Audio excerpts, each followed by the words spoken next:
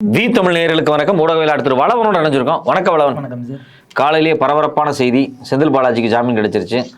பல நிபந்தனைகளை உச்சநீதிமன்றம் வச்சிருக்காங்க. என்னென்ன நிபந்தனைகள் வச்சிருக்காங்க? இந்த வழக்கினுடைய பின்னணி என்ன? இல்லை, உள்ளபடியே இது வரவேற்க தகுந்த ஒரு தீர்ப்பு. நீங்கள் அடிப்படையில் வழக்கு விசாரணையே ஆரம்பிக்காமல் 15 மாதம் ஒருத்தர் ஜெயிலுக்குள்ளே வச்சுருப்பீங்கன்னா அது யாராக இருந்தாலும் அனுமதிக்க முடியாது அப்படிங்கிறத இடத்துக்கு உச்சநீதிமன்றம் வந்து சேர்ந்திருக்கிறது. உச்சநீதிமன்றம் என்பதற்காகவே நம்ம அதை வரவேற்கணும். இது எதிர்பார்க்கப்பட்ட ஒரு தீர்ப்பு, ஆனால் ரொம்ப தாமதமாக வந்த தீர்ப்பு அப்படிங்கிற ஒரு பார்வையும் கூட இருக்குது. உச்சநீதிமன்றத்தை பொறுத்த வரைக்கும் அவங்க எப்பயுமே கண்டிஷனல் பெயில் தான் விதிப்பாங்க. அது அவங்களுடைய நார்ம்ஸ். ஏன்னா அது திரும்ப திரும்ப அப்பீலுக்கு போகும்போது ட்ரையல் கோர்ட்ஸ் தான் கேஸை டீல் பண்ண போகுது. மேலே அப்பீலுக்கு வந்த காரணத்தால் கொடுத்துட்டு கண்டிஷன்ஸ் கொடுத்துருக்குறாங்க. அது ரொம்ப பெரிய கண்டிஷன்ஸ் எல்லாம் கிடையாது. ஃபார்முலான வழக்கமான அது ப்ரொசீஜரலுக்குள்ளே வர்றது தான். மொதல் விஷயம், அவருக்கு ஆதரவாக அல்லது அவருக்கு ஜாமீன் கொடுக்கணும் 2 பேர். 25 லட்சம் ரூபாய் பாண்டில் 2 பேர் ஷூரிட்டி கொடுக்கணும் அப்படிங்கிற ஒரு விஷயம். அவருடைய பாஸ்போர்ட், அந்த விஷயங்களை பார்த்திங்க அப்படின்னா ஒப்படைக்கணும். அடுத்து விசாரணை சாட்சியங்களை கலைக்க முயலக்கூடாது. யாருக்கு கொடுத்தாலும் அதெல்லாம் பிளைனாக இருக்கக்கூடியது. சாட்சியங்களை கலைக்க முயற்சி செய்யக்கூடாது. அவங்கள பேசவோ கான்டாக்ட் பண்ணவோ அச்சுறுத்தவோ கூடாது. இது ஒன்று. அதுக்கடுத்து பார்த்திங்கன்னா விசாரணை அமைப்பு. இந்த இடத்துல அமலாக்கத்துறை, சென்னையில் இருக்கக்கூடிய அமலாக்கத்துறை அலுவலகத்தில் திங்கள் மற்றும் வெள்ளிக்கிழமைகளில் அவர் ஆஜராகி கையெழுத்து போட்டுட்டு இது இன்ட்ராகேட் பண்ணுறாங்கன்னா அதுக்கு ஒத்துழைச்சிட்டு அவர் மற்ற நல்லதுக்கான ரொட்டீன் ப்ரொசீஜர்ஸ்குள்ளே போயிடலாம். வாரத்தில் 2 நாள் அவர் ஆஜராகணும் அப்படிங்கிறது அதில் இருக்கக்கூடிய கண்டிஷன். கூடுதலாக பார்த்திங்க அப்படின்னா அவருக்கு எதுவும் வாய்தா கேட்கக்கூடாது. அங்கே ஆஜராகிறதுக்கு என்னால் வர முடியாது அப்படின்னு காரணம் இல்லாமல் ரொம்ப ரீசனுக்காக நீங்கள் வாய்தா கேட்கக்கூடாதுங்கிறது இது குறிப்பிட்டு குரூஷியலாக எல்லாருக்கும் கொடுக்கக்கூடிய ஒரு விஷயம் தான். ஸ்பெசிஃபிக்காக கேட்டிருக்காங்களான்னா ஜட்ஜ் ஆக்சுவலாக வேற ஒரு விஷயம் சொன்னார். ஜஸ்டிஸ் அபயயோகா, ஜஸ்டிஸ் அனில் ஜார்ஜ் மசி 2 நீதிபதிகள் அமர்வில் தான் வந்துச்சு. அபயயோகா அவர்கள் ஒரு வார்த்தை சொன்னார், நீங்கள் ட்ரையலையும் நடத்த மாட்டீங்க, ஆனால் பெயில் கண்டிஷன் நாங்கள் கடுமையாக கொடுக்கணும்னா அது ஏற்கத்தக்கது கிடையாது. ரெண்டும் ஒரே நேரத்தில் ஹேண்ட் இன் ஹேண்டு போக முடியாது. ட்ரையலை நீங்கள் ப்ராப்பராக நடத்துறீங்க, முடிச்சிட போகிறீங்க, இன்னும் 3 மாதம் தான், ரொம்ப ஸ்ட்ரிஞ்சண்ட்டாக அவரை ஃபோக்கஸ் பண்ணாங்கன்னா பரவாயில்ல. ஆரம்பிக்கவே இல்லை. ஆரம்பிக்காததுக்கு நாங்கள் எதுக்கு அதிகமான ட்ரையல் கொடுக்கணும்? ரெண்டும் ஹேண்ட் இன் ஹேண்டு போகக்கூடாது என ஜஸ்டிஸ் அபயோகா அவர்கள் குறிப்பிட்டிருக்கிறார். கம்ப்ளீட் ஜட்ஜ்மெண்ட் வந்தால் இது பல விஷயங்களுக்கு முன்னுதாரணமாக மிக நிச்சயமாக அமையும். இதில் பல கேசஸ் ஒரு கோட் பண்ணியிருக்காரு. ஆக்சுவலாக இதுலேயே இதுக்கு முன்னாடி நஜீப் அப்படின்னு அவர் தொடர்புடைய வழக்கில் தான் ஈடிக்கான பெயில் கண்டிஷன்ஸ் அப்படிங்கிறது ரொம்ப கடுமையான கண்டிஷன்ஸ் போட்டிருந்தாங்க. இதில் ஜட்ஜ் குறிப்பிடுறாரு, அந்த வழக்கை நாங்கள் கோட் பண்ணி தான் ஜட்ஜ்மெண்ட் கொடுத்துருக்கோம், ஆனால் கண்டிஷன்ஸில் நாங்கள் தளர்வு கொடுத்துருக்கோம். ஏன்னா இங்கே கேசஸ் ஒழுங்காக நடக்குதா அப்படிங்கிற ஒரு முக்கியமான கேள்வி இருக்குது. நீங்கள் அதை நடத்தாமலே கொடுத்துட முடியாது அப்படின்னு அவர் சொல்லிட்டு தான் நாங்கள் ஜட்ஜ்மெண்ட் கொடுக்குறோம். டீட்டெயில்டு காப்பி வரும், பட் இவர் வெளியில் போகிறதுல எந்த பிரச்சனையும் இல்லை, இதெல்லாம் சாட்டிஸ்ஃபை பண்ணணும் அப்படின்ட்டாரு. அப்போ அடிப்படையில் ஒரு விஷயம் இவருக்கு குறிப்பிடப்பட்டதை போல, யார் கெஜ்ரிவாலுக்கு குறிப்பிடப்பட்டது போல் நீங்கள் செக்ரட்டரியேட் போகக்கூடாது, ஃபைல்ஸில் கையெழுத்து போடக்கூடாது, விர்ச்சுவலாக தடை என்பது எதுவும் கிடையாது.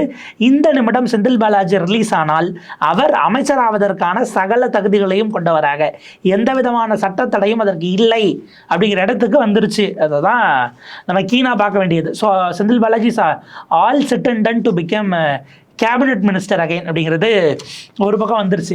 இதுக்கு நடுவில் நேற்றைக்கு வேறு ஒரு வழக்கில் உச்சநீதிமன்றம் ஈடிக்கே ரொம்ப இப்போ டெய்லி என்னென்னா ஏதாவது ஒரு வழக்கில் போய் ஈடியை கூப்பிட்டு அவங்க ரோஸ்ட் பண்ணி அனுப்புறதுங்கிறது ஒரு நாமாவே மாறிக்கிட்டு இருக்கோ அப்படிங்கிற ஒரு கேள்வி இருக்குது. நேற்று வேறு ஒரு வழக்கு வரும்போது 3 நீதிபதிகள் அமர்வு ஜஸ்டிஸ் உஜ்ஜல் பையான்னு ஒரு வார்த்தை சொல்கிறார். ஈடியை பிடிச்சி இழுத்து ஈடி எவ்வளவு கோமாளித்தனம் பண்ணதுங்கிறதுக்காக என்ன நடந்தது அப்படின்னா, காங்கிரஸினுடைய ஒரு வேட்பாளர் அவர் இப்போ ஹரியானா தேர்தலில் போட்டியிடக்கூடியவரை கூப்பிட்டு இவங்க 14 மணி நேரம் என்கொயரி பண்ணியிருக்காங்க. விடிய காலையில் 1:30 மணி வரைக்கும் 1:45 மணி வரைக்கும் என்கொயரி பண்ணியிருக்காங்க. கோர்ட்டு பிடிச்சி ஏறி நீங்கள் என்ன நினச்சிட்டு இருக்கீங்க? இதெல்லாம் ஹீரோயிசம் நினச்சிட்டு இருக்கீங்களா? இது அடிப்படை மனித உரிமைக்கும் வாழ்வதற்கான கண்ணியத்திற்கும் எதிரானது. இந்த மாதிரிலாம் ஒருத்தரை கூப்பிட்டு வச்சு மணிக்கணக்கில் விடிய உட்கார வச்சு பண்ணுற அளவுக்கு அவர் என்ன நாளைக்கே ஓடிட போகிறாரா? தேர்தலில் நிற்க போகிறவர். அதையும் நீங்கள் செய்ய விடாமல் தடுத்துருக்கிறீங்க. அதை விட முக்கியம், இப்படி ஒரு 14 மணி நேரம் செய்கிறதுங்கிறது அந்த அதிகாரம் உங்களுக்கு எங்கேருந்து வந்தது? இது ஹீரோயிசம் நினச்சிங்கன்னா தப்பு, இது இல்லீகல் அப்படின்னு ஏறிட்டு தான் உங்களால் நீங்கள் என்ன அளவுக்கு பெரிய பெரிய அமைப்புங்கிறீங்க, உங்களுடைய கன்விக்ஷன் ரேட் என்ன லட்சணமாக இருக்குது அப்படிங்கிறத நீங்கள் பார்க்கணும். ரெண்டாவது, சார்ஜை கூட உங்களால் ஃப்ரேம் பண்ண முடியல. குற்றப்பத்திரிகை தாக்கல் செய்வதற்கு முன்னாடி சார்ஜ் ஃப்ரேமிங்னு வைப்பாங்க. இதெல்லாம் நாங்கள் உங்கள் சார்ஜில் சேர்க்க போகிறோன்னு சம்மந்தப்பட்டவர் குற்றம் சாட்டப்பட்டவரையும் கூப்பிட்டு வச்சுட்டு அவர்கிட்ட இன்ஃபார்ம் பண்ணிட்டு தான் சார்ஜை ஃப்ரேம் பண்ணணும்.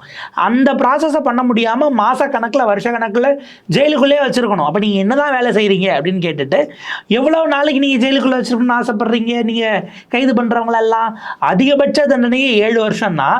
நீங்கள் குற்றப்பத்திரிகையே தாக்கல் பண்ணாமல் சார்ஜே ஃப்ரேம் பண்ணாமல் மாத கணக்கில் வச்சுருக்கணும்னு நினைக்கிறீங்களா? வருஷ கணக்கில் வச்சுருக்கணும்னு நினைக்கிறீங்களா அப்படின்னு அவர் கேட்டுட்டு, இது வரைக்கும் பார்லிமெண்ட்டில் நீங்கள் வந்திருக்க டேட்டா இது வரைக்கும் கடந்த 10-12 ஆண்டுகளில் 41 பேருக்கு தான் தண்டனை வாங்கி கொடுத்துருக்கீங்கன்னா, மொத்த கேஸில் கிட்டத்தட்ட 4000க்கும் மேற்பட்ட வழக்குகள், 4500 வழக்கு வரைக்கும் போகுதுங்கிறாங்க.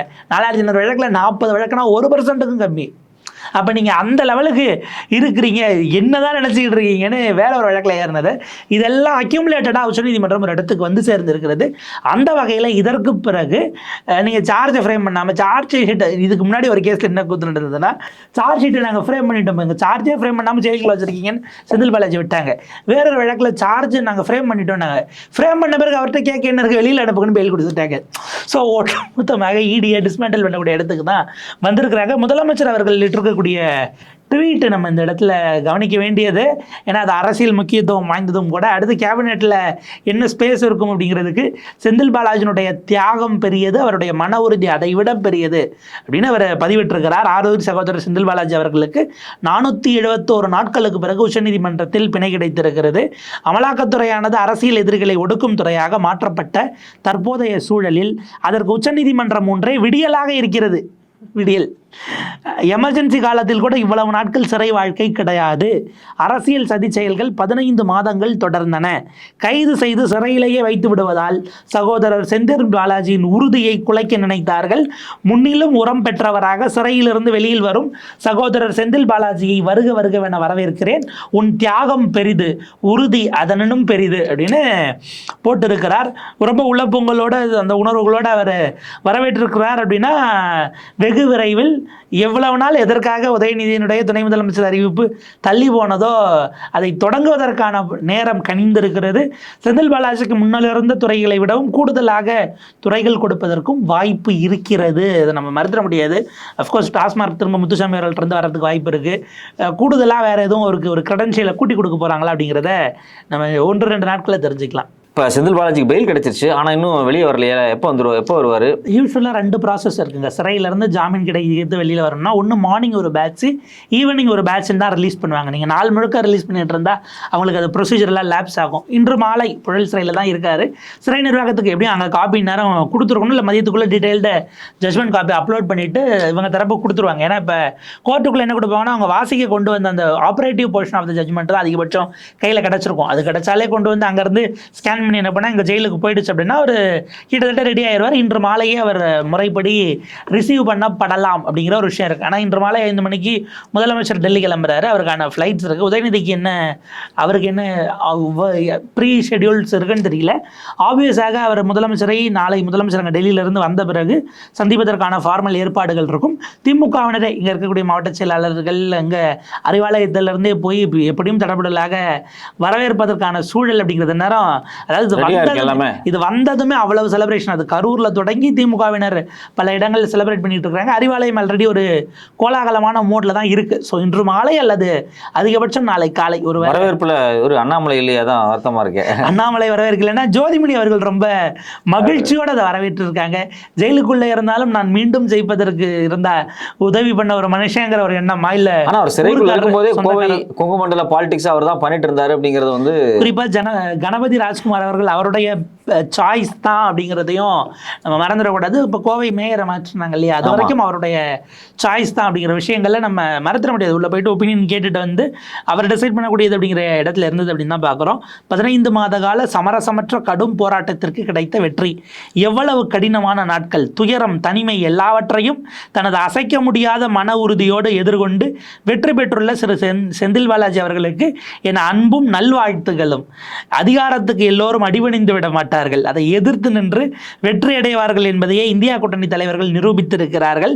அமலாக்கத்துறையால் அநீதியாக கைது செய்யப்பட்டு அடிப்படை உரிமைகள் கூட மறுக்கப்பட்ட இந்தியா கூட்டணியின் அனைத்து தலைவர்களும் சட்ட போராட்டத்தை சந்தித்து வெற்றி அடைந்துள்ளார்கள் என்பதில் மற்றற்ற மகிழ்ச்சி. அப்போ இந்தியா கூட்டணியுடைய ஒரு முகமாக இருக்கக்கூடிய டிஎம்கே, அதில் இருக்கக்கூடிய ஒரு தலைவர் இது பழிவாங்கப்பட்டது என்கிற அந்த இடத்தில் ஆஸ் அன் இந்தியா அலையன்ஸாகவே நாங்கள் எல்லாரும் மகிழ்ச்சியோடு இருக்கோம் அப்படிங்கிற இடத்துல மீண்டும் ஒரு முறை அதையும் உறுதிப்படுத்தக்கூடிய இடம். ஏன்னா இன்னும் 2 நாட்களில் திமுக பவள விழாவில் அது இந்தியா கூட்டணி கட்சியினுடைய அட்லீஸ்ட் தமிழ்நாடு லெவலில் நடந்தாலும் அதனுடைய மாநாடாகத்தான் இருக்க போகிறது. அவங்க நேஷனல் லெவலில் யாரையும் கூப்பிடல அப்படின்னாலும் கூட, பட் ஸ்டில் அந்த இடத்துல அதை இன்சிஸ்ட் பண்ணுறாங்க. காங்கிரஸ் தரப்புலேருந்து வந்திருக்கிறது 2 கம்யூனிஸ்டுகள், விசிக எல்லாரும் தங்களுடைய மகிழ்ச்சியை வெளிப்படுத்தி கொண்டிருக்கிறார்கள். ஏன்னா இது பலவிதமான விஷயங்களுக்கு ஒரு முன்னுதாரணமாக இது அமைந்திருக்கிறது அப்படின்னு தான் பார்க்குறோம். டீட்டெயில் ஜட்மெண்ட்ஸ் வந்துச்சு அப்படின்னா இடி எங்கெங்கெல்லாம் பெருசாக கொட்டியிருக்கிறாங்க. ஏன்னா இப்போ ஒவ்வொரு ஜட்மெண்ட்டுமே ஒரு லேண்ட்மார்க்காக மாறிட்டு இருக்கு. அதில் பல கிளாஸஸ் வந்துட்டு இருக்கணும் போது இடியை கிட்டத்தட்ட டிஸ்மேண்டில் பண்ணுறது. எனக்கு என்ன பர்சனலாக ஒரே ஒரு விஷயம் அப்படின்னா, உச்சநீதிமன்றம் இவ்வளவு கஷ்டப்படுவதற்கு, அது நீங்கள் கவிதா கேசிஆராக இருக்கலாம், செந்தில் பாலாஜி, மணிஷ் சிசோடியா, சத்யேந்திர சின்னமும் இருக்கார் உள்ள, இப்படி எல்லாரையும் பிடிச்சி சஞ்சய் சிங் இவர், அதே போல் உத்தவ் தாக்கரே கட்சியில் தலைவர்கள், நீங்கள் நீதிபதிகள் அமலாக்கத்துறை சார்ந்த விஷயத்தில் இவ்வளவு கஷ்டப்படுவதற்கு பதிலாக உங்களுடைய, அதாவது இந்த மோடி அரசு கொண்டு வந்த சட்ட திருத்தம், அமலாக்கத்துறையினுடைய சட்ட திருத்தம், அதுவும் மணிபில் ரூட்டில் கொண்டு வரப்பட்டது என்பது 2மே சேலஞ்சில் இருக்குது. ஒரு 5 நீதிபதிகள் அமர்வு அமைச்சு இந்த 3 நீதிபதிகள் தீர்ப்பு செல்லும்னு சொன்னதை மறுசீராய்வுக்கும் அந்த இடத்துல மணிபில்லாக கொண்டு வந்ததை விசாரிக்கிறதுக்கு பெரிய கான்ஸ்டியூஷன் பெஞ்சும் கான்ஸ்டியூட் பண்ணி கம்ப்ளீட்டாக டிஸ்மேண்டில் பண்ணிட்டு போங்க. ஏன் டெய்லி இடியை போட்டு நீங்கள் இவ்வளவு திட்டிகிட்டு இருக்கீங்க? சிஸ்டமிக்காக அதை அடுத்த கட்டத்துக்கு எலிவேட் பண்ணால் அட்லீஸ்ட் உங்களுக்கு ஒரு தேவையில்லாமல் இப்போ டெய்லி இடி கேஸ் எல்லாம் போயிட்டு இருக்கு இல்லையா, இந்த ப்ரெஷராச்சும் குறையும். இதுக்கு ஃபைனல் சொல்யூஷனை நோக்கி அதை புஷ் பண்ணணும் அப்படின்னு நம்ம உச்சநீதிமன்றத்துக்கு இந்த நேரத்தில் ஒரு கோரிக்கையாகவும் ஒரு சஜஷனாகவும் வைக்க வேண்டியிருக்கு. இப்போ அடுத்தது பார்த்தீங்க அப்படின்னா 26 தேர்தல் வரப்போகுது. 26 தேர்தலில் கொங்கு மண்டலத்தில் செந்தில் பாலாஜியினுடைய ரோல் முக்கியமானதாக இருக்குமா? கண்டிப்பாக. கொங்கு மண்டலத்தினுடைய பாஜகவின் முகமாக பார்க்கப்பட்டவர் இப்போ லண்டனில் இருந்துகிட்டு இருக்காப்புல. அவர் அங்கேருந்தே கோஆர்டினேட் பண்ணுறாரா நமக்கு தெரியல. இன்னொரு அம்மையார் இங்கே இருந்தாலே கோஆர்டினேட் பண்ண முடியாது அப்படிங்கிறாங்க. இன்னொரு அம்மையார் இருந்தாங்க, கிரீம் பண்டில் சிக்கி ஒரு மாதிரி ஆகி நசத்து போச்சதில். இன்னொரு விஷயம் என்னென்னா, எல்லா உணவுப் பொருட்களுக்கும் ஒரே ஜிஎஸ்டி வச்சிடலாமான்னு டிஸ்கஷன் நடக்குது. கிரீம் பன் உட்பட எல்லாத்துக்கும் 5% தாக்கலாமான்னு சில செய்திகளை செய்யப்படுறாங்க. அது என்னன்னாலும் டேமேஜ் டன் அப்படின்னு தான் நம்ம பார்க்க வேண்டியிருக்கு. கொங்கு மண்டலத்தில் அதிமுக கடந்த சட்டமன்ற தேர்தலில் அவங்களுக்கான ஸ்பேஸ் இருந்தாலும் அதை பெரிய அளவுக்கு அக்கம்ப்ளிஷ் பண்ண முடியாத ஒரு சூழல் ஏற்பட்டது. எடப்பாடியினுடைய சொந்த மாவட்டத்திலேயும் கூட அது எந்த அளவுக்கு நெருக்கடி இருந்தது அப்படிங்கிறத நம்ம பார்க்க வேண்டியிருக்கு. அவங்க ரிவைவ் பண்ண என்ன பண்ண போகிறாங்கிறத தாண்டி ஆளுங்கட்சியாக ஆட்சி அதிகாரத்தில் இருக்கும்போது செந்தில் பாலாஜியினுடைய, அதாவது உள்ளே இருந்தது என்பது ஒரு பெரிய அளவுக்கு தடையாங்கிற ஒரு கேள்வி நீங்கள் ஒதுக்கி வச்சாலும் கூட டிஎம்கே கம்ப்ளீட்டாக அந்த மண்டலத்தையும் குறிவைத்து இனி ஃபுல் ஸ்விங்கில் வேலை செய்யும் அப்படின்னு பார்க்கலாம். அவர் என்ன சொல்கிறது, ஒரு மெட்டிகுலஸாக பிளான் பண்ணி ஆர்கனைஸ் பண்ணுறவங்கிறதுல நமக்கு மாற்று கருத்து கிடையாது. ஸோ டிஎம்கே எல்லா மண்டல வாரியாக கொடுக்குற இம்பார்ட்டன்ஸோட இந்த மாதிரி கொங்கு மண்டலத்துக்கு கூடுதலாக கூட கொடுக்கலாம். ஏன்னா நம்ம ஏடிஎம்கேவும் பிஜேபி அங்கே தான் ஸ்ட்ராங் கிளைம் பண்ணும்போது நான் அங்கேயே ஹோல்டை வச்சு எடுக்கிறேன் அப்படின்னா அவங்கள ஒரு எதிர்கட்சிகளை பலத்தை குறைக்கிறதுங்கிறதுல இன்னும் கான்ஷியஸாக செயல்படுவாங்கன்னு பார்க்கலாம். உங்களுடைய நேரத்துக்கு விரிவான கருத்துக்கு நன்றி. நன்றி.